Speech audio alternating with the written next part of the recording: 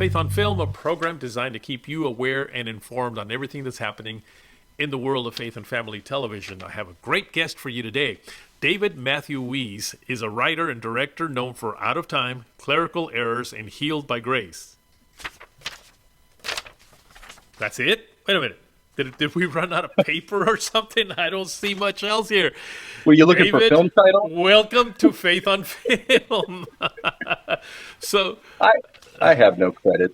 I was going to say, this has got to be the shortest one I've had ever. So either this is going to be a very short show, or you've got a lot of stuff that you haven't put on there. Hey, welcome to Faith on Film, man. Thank you, sir. How are you? I'm doing terrific. So listen, since there wasn't much that I could tell everybody, I'm expecting for you to just tell us all about your journey of how you even got into filmmaking. Was this something that you always desired to do, or what? No, what happened was I was doing, we were doing like corporate video, training videos, things like that back in 2008. And what a lot of people don't realize probably is that you were instrumental in my the opportunity that I got to even really make films was largely because of you. What happened was we made a film just because we thought we could. Let's give it a try, kind of thing. It seemed like a fun thing to do, and that film was the 18-month window.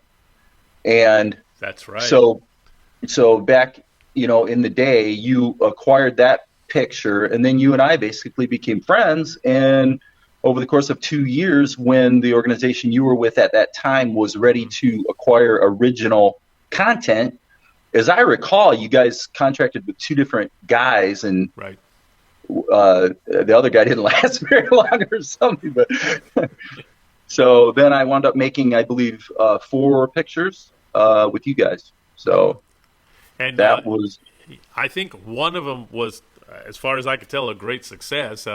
It wasn't a big budget film. We weren't doing big budget films or anything, but yet that movie actually did real well, and it's gone all over the world, hasn't it? Right. I don't know. Is your audience for this show, are they filmmakers, or are they just people who like Christian? No, you know what? I'm going to say a lot of them are filmmakers, yes, but also just technically people that love, faith and family films. Okay. Because the program is not just like on YouTube, where it's probably mostly filmmakers, but because it is on many actual television networks, there's just a lot of people that are able to see the show. Okay. So basically what happened was we had a situation where we were making what amounted to made-for-TV movies, right? Right. Okay, so we made The Studio, we made Out of Time, which was kind of a thriller, and then what happened was I was kind of worried that the network would cancel our deal if I didn't figure out a way to allow the network to start making some money from these movies. And that was what led me to meet with a distributor and basically just pick their brain and say, look, what's selling, what's successful? And that resulted in a tick list of about 6 characteristics, like tragedy, the horses thing. And I took that list and wrote a script based on that list, and then somewhat predictably, that was Healed by Grace, and that was pretty successful. Yes. Now, so every picture that I made for this will be of interest to the filmmakers out there, I suppose, is that every single film I made with you guys, in fact, every film I've ever made. So that would be Healed by Grace. That would include Clerical Errors, which you mentioned, which is going to be distributed soon globally. And then Healed by Grace 2, which is already out everywhere. So there's a sequel. Every single one of those movies was made for a total out-of-pocket cost of $8,000. And on the last movie, that included paying to have Sean Young come in for a day and do 4 scenes. So literally $8,000 was the budget, and it all went to the actors. Like 100% of that money went to the actors. And, people look at Healed by Grace 2, and people in the distribution world have looked at it and said, I say, what do you think the movie cost to make? And typically they'll say, probably about 150, maybe 200,000. That's been totally normal. So it just goes to show that if you don't throw money at the problem and use creativity instead, you can get really good results.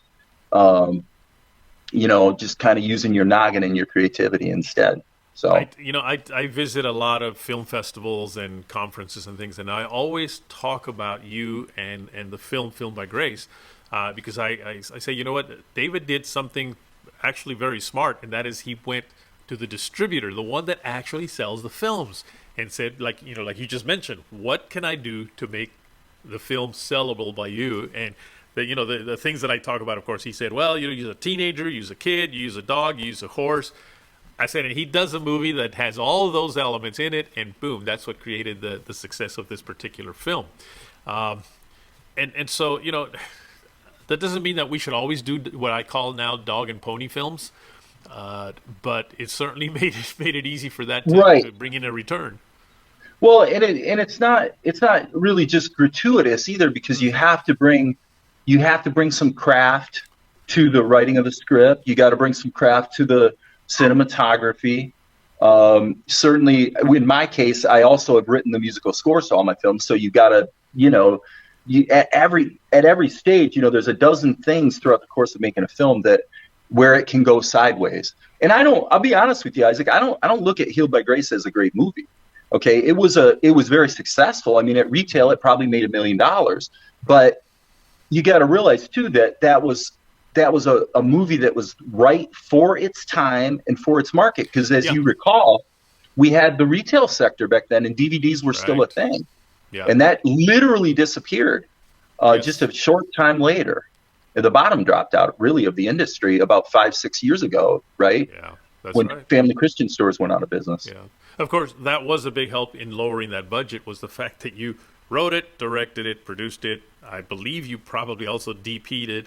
You did the sound scoring, or the music scoring, like you said, and did all the ADR work, or the redubbing of the sound. So that sure saved you a lot of money, didn't it? Well, I'll give you an example of the kind of thing I've learned along the way that a lot of filmmakers don't consider.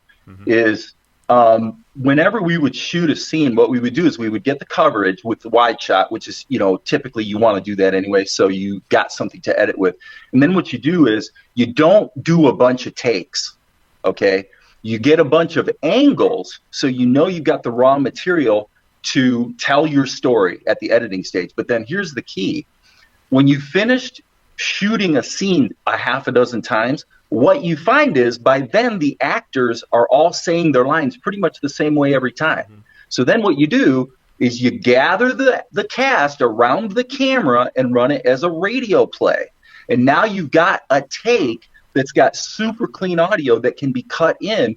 And frankly, on Healed by Grace 2, probably more than half of the lines in that movie actually came from the quote-unquote radio play, and we never had to do ADR. Interesting.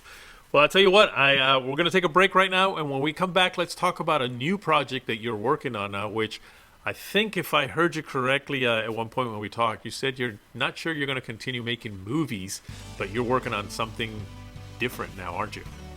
We'll see. We'll see when we come back. Sounds good. Folks, don't go away. We're going to be back with Davie Weese.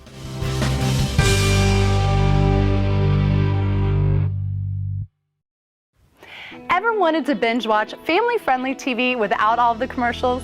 Well, as a mother of 2 young children, it's vital that I have a platform I can trust. And 24 Flicks is where I find incredible movies, shows, comedy for me and for my children as well. And for only $3.99 a month, it's a no-brainer for us. You can join other moms like me by going to 24flix.com and get your 7-day free trial.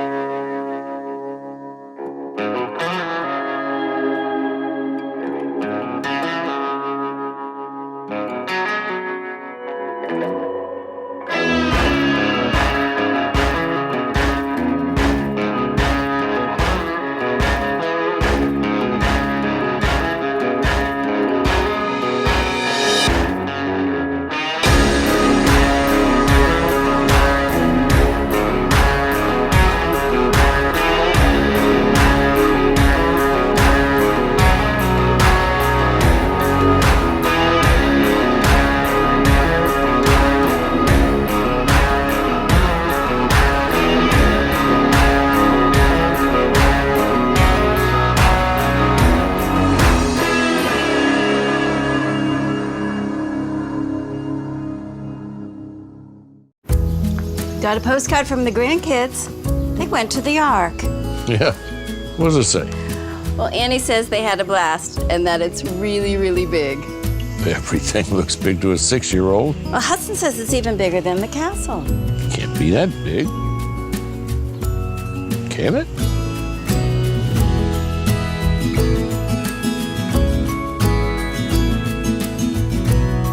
Go ahead. Think bigger.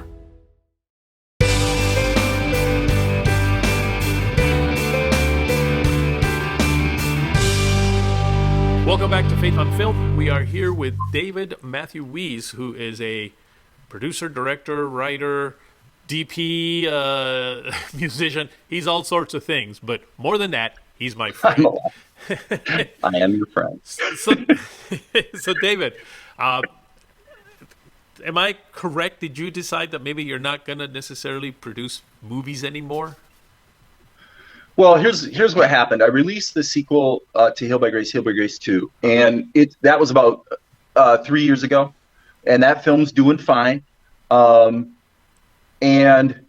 one of the things that I had always done, in addition to being a musician and a writer and all the rest, Mr. Artsy Fartsy creative guy, was I was always kind of like the best artist in school. You know, I was always a cartoonist. And one of the things that I put on hold for about 30 years of my life was cartooning and animation. Okay. And especially when COVID hit, I thought, you know, if I can do all these things that are, you know, that comprise making a film, why don't I do this one thing that I've sort of been putting off my whole life, which was animation? And once again, I had a discussion with a distributor about that and kind of ran the idea by him. And it seems like with the proliferation of these new platforms like Tubi and Pluto.tv and all this sort of thing, that maybe the timing was right to pursue a project like this. So I can kind of show you. Can I turn my phone and kind of show you what I'm talking about? Sure. Why okay, not? so if we, can you see that screen right there? Yeah. Okay, so I'm going to try to turn the phone at the right angle there we go. So this is probably hard to see, but if you scan through it, you can kind of see that there's a lot of stuff here. What we actually have is we have at this point 2 episodes of a 24-minute cartoon that are almost fully animated. So we've got 2 episodes that are close to done. Okay. There's about 3 more minutes of animation to go. And those 2 episodes comprise like a 2-part pilot for what would be planned as a 12-episode series. I see. And of course, this is not going to be as costly as typical animation because you're doing it all, correct? Well, yeah, it's true that the out-of-pocket cost is pretty nominal. The time demands are kind of a lot higher than with a movie. The animation process is pretty time-consuming. But what I found, though, at the same time, is it's the same thing I found with like that trick I told you about getting good audio for a movie.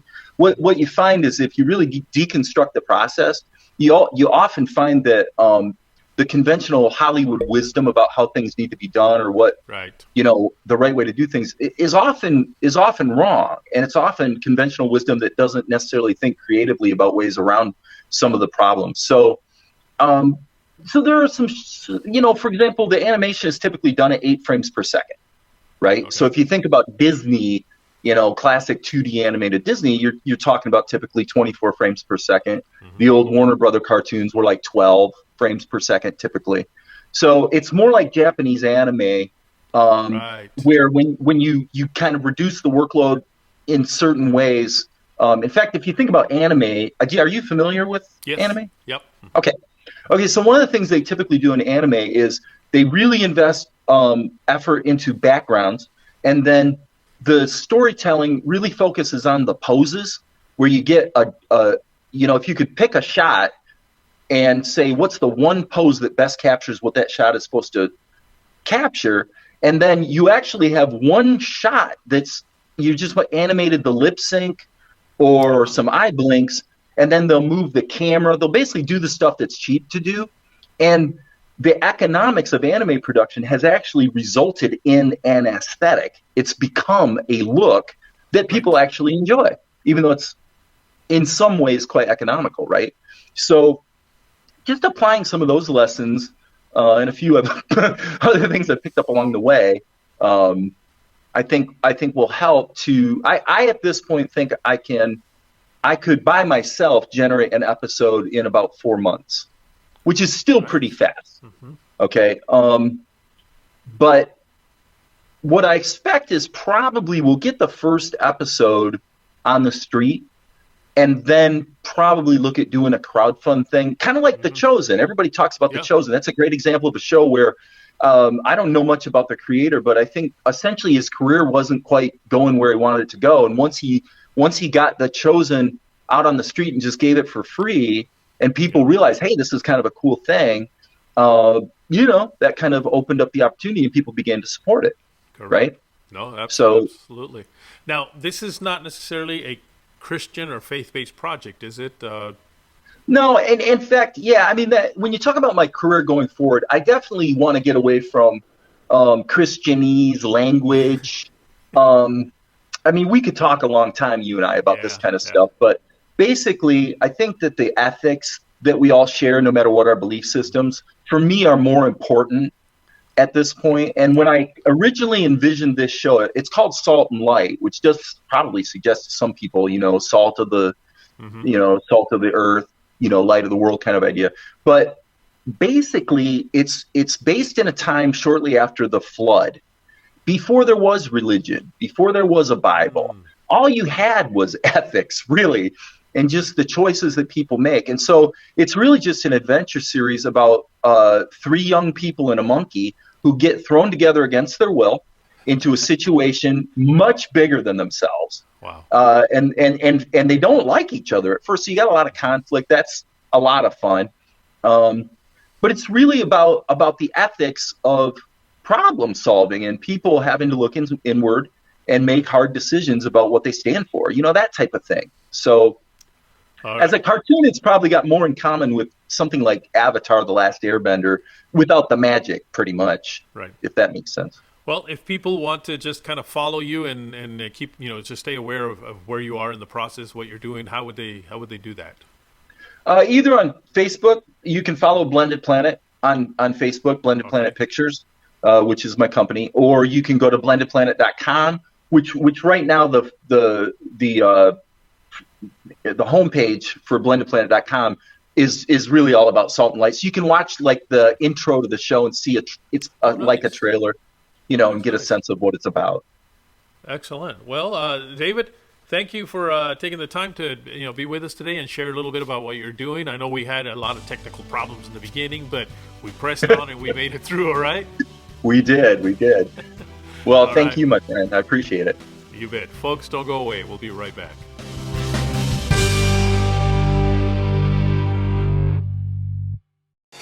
%of Americans want more family-friendly content. 80%. So what's the solution? 24 Flicks on Demand. That's right. 24 Flicks provides unlimited, safe, family-friendly content without profanity, nudity, sexual content, and substance abuse. You can enjoy movies, TV series, comedy, sports, and so much more. Simply go to 24flicks.com. 24 Flicks. It's your home for unlimited, family-friendly, on-demand videos. Dad? This is a lot of work. It might take us the entire weekend. You think this is rough? Try building one of the most massive wooden ships in history without modern tools.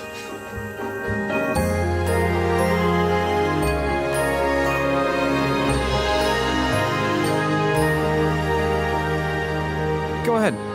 Think bigger. YBL is an experience like none other.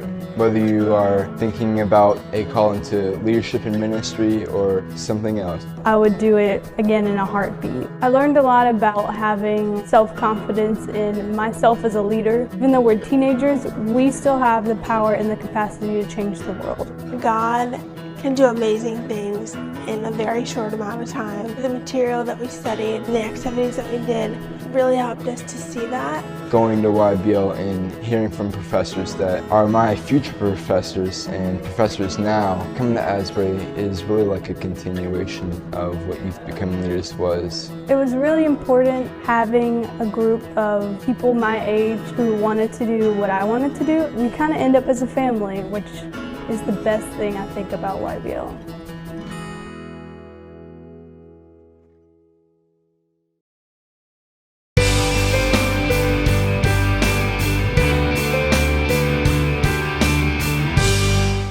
Welcome back to Faith on Film for our special Holly on Hollywood segment. Holly, how are you today? Doing great, Isaac. Glad to be with you. What insights do you have for us today? Okay, I have kind of a different thing to talk about. Very different with your audience, and I hope that they have the patience and understanding to see why I'm doing it. Not to get you in trouble, but You're making me nervous. They just had the Emmys on, okay, for those of you who watched it last month. The Emmys were on in several shows. I didn't really watch it, I got to admit, because it's not my thing to watch that anymore, really much of it. But there's a show that interested me that I did pay attention to. It's a new show on Apple, which mostly I don't like the things on Apple TV. I got to admit, it's depressing and most of them are dark. But there's a new show called Ted Lasso. Now, I don't know if you've heard of it or not, but you're probably going to. It is like wildfire spreading, and it is on Apple TV. So if you don't have Apple, then you may not be able to see it. It's an adult comedy. So right off the bat, I'm telling you, it's an adult comedy. It's got some language in it. So for people that are offended by language, I'm saying do not watch this. So I'm telling you right now, if you're offended by that, then don't tune in, because it does have language. It's about a British soccer team. The owner, she goes through a divorce.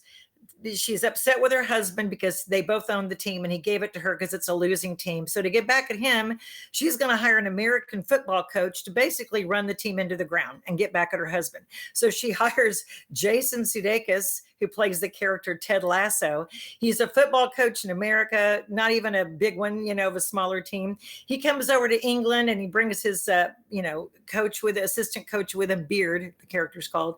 And Ted and Beard take over this team, this British soccer team. So the humor is he knows nothing about soccer. He only knows American football. And he tries to use all these American football plays and stuff with soccer teams. The British team thinks he's just a joke and they're upset with him and all the little locals of the town. So you get to know the characters, you get to know. And at first I thought, okay, I was watching a couple of them and I'm like, the 4-letter words and what-da-da. But it's the British team and there some of them. And the British terms I won't be saying them on here, but there's, British terms for crudities as well. So first I thought, oh man, this isn't going to go over with a lot of audiences, but I'll tell you what it's done. It's brought back for people that would never go to church, never watch Christian television, but they're into secular TV. This show is starting to change lives. They've had people write in and literally say, it saved us during COVID. And I've forgiven my father because I watched this show. And it's teaching kindness to people again. It's a show about kindness and bringing back kindness. It's teaching people how to forgive, how to love one another, how to love families. It's restoring father-son relationships. And even through divorce, because a couple of characters go through divorce, and it's how it affects their life and how they have to try to still for the children, have a good relationship and keep it positive. And I'm telling you, a show that will do that, that's why I'm talking about it with you and bringing it up, is it's encouraging that on secular television, there are still a few things, even though it may have crude language, even though it may not be what Christians prefer to watch or focus on. But for people, like I said, who will never go to church, who won't watch Christian television, who won't pay attention to that, here's a show that's touching them. And I will say one comment to this. When I was doing Christian radio on KKLA radio years ago, I had a show called Holly on Hollywood on Saturday nights. And I did movie reviews and guests, and we talked about different things. And I asked a question. I said, how many of you have seen a secular movie or a movie that brought you to Christ, that brought you to be a Christian? And a guy called in and he said, yeah, he goes, I was agnostic. He goes, I kind of believed in God, but I kind of didn't. He goes, I wasn't exactly an atheist, but I never was taught religion, never had been trained. He goes, I went and saw The Matrix. And when I saw the Matrix and they had the Zion in the Matrix, and he said, I kept asking him, what's Zion? And someone said, oh, it's in the Bible. He said, so I went to the Bible to look up Zion. And when I found out what that was, it started getting me interested in other things in the Bible. And he goes, I became a Christian because of the Matrix. Yeah. And I went, wow, that was so eye-opening for me to go, see, God can use anything to bring people to Christ. Well, thank you for being with us and bringing us a little more insight on what's happening in Hollywood. Right, Holly? Yes, I do. Thanks so much, Isaac. Good to be with you. Folks, don't go away. We'll be right back.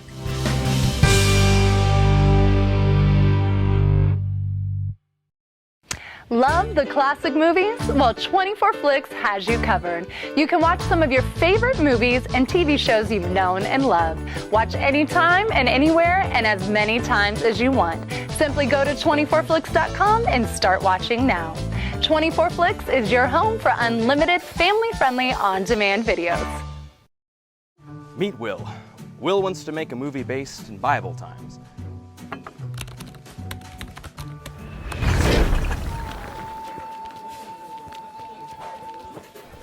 No, maybe a Western.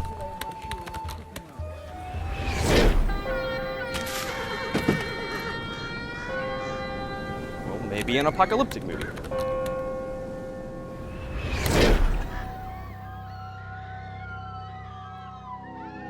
A biblical era apocalyptic Western?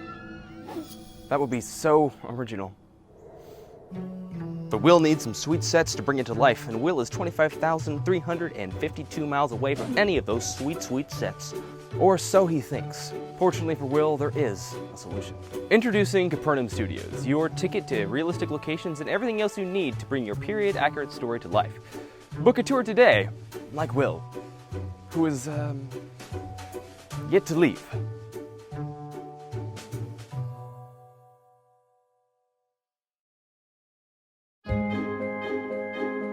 You know they say it's really big. What's really big? Noah's Ark, silly. Oh, I know. It's bigger than the size of our house. It's a little bigger than that. Like the size of 2 houses. No, 2 houses and a spaceship. I bet it's even bigger than the castle. Don't be ridiculous. That's impossible.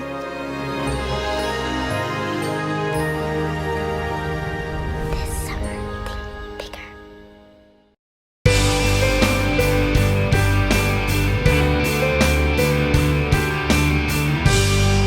Welcome back. I want to throw you a very special invitation to next week's episode. You see, next week is my 100th episode of Faith on Film. I'm so grateful to God that He's allowed me to reach that milestone of 100 episodes. And I have a very special guest for you. Nancy Stafford, who was my guest on show number 1, is going to be my guest on show number 100. You don't want to miss this episode. And if you want to catch that show, episode number 1 with Nancy Stafford that I did over 2 years ago, just go to my YouTube channel, Faith on Film TV. There you will be able to find that episode and watch it, and then you can let me know whether I got any better from that one to this one. So just go over to YouTube and check it out. Well, I've pretty much run out of time, so I look forward to seeing you next week.